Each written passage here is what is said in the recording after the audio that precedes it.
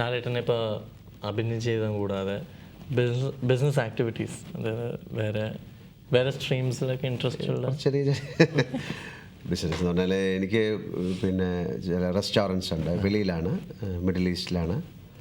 പിന്നെ എനിക്ക് മസാലാസ് ആൻഡ് ഈ പിക്കിൾ അങ്ങനെയൊക്കെയുള്ള കുറേ ഫുഡ് പ്രോഡക്ട്സിൻ്റെ ബിസിനസ് ഉണ്ട്.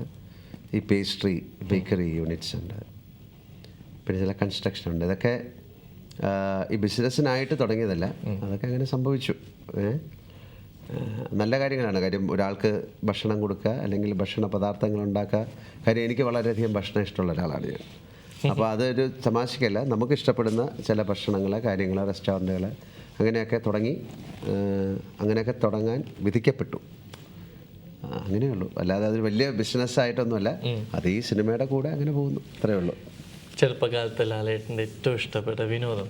അയ്യോ, ചെറുപ്പം മുഴുക്കൻ സിനിമയിൽ തന്നെയാണ്. എൻ്റെ കോളേജ് കഴിഞ്ഞ ഉടനെ ഞാൻ സിനിമയിൽ തന്നെ വന്നു. സ്കൂള് കഴിഞ്ഞ് പ്രീ ഡിഗ്രി മുതൽ.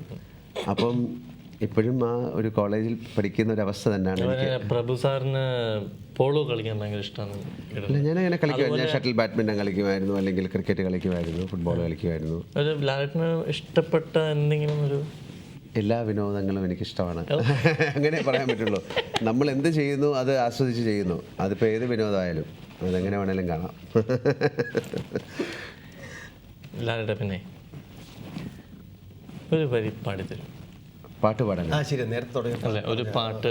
അത് കോൾ എന്ന് പറഞ്ഞിട്ട് അങ്ങനെ. ഏത് പാട്ടാണ് പാടേണ്ടത്? ഏത് ലാലേട്ടനെ ഇഷ്ടപ്പെട്ട ഞങ്ങളുടെ വ്യൂവേഴ്സിനും.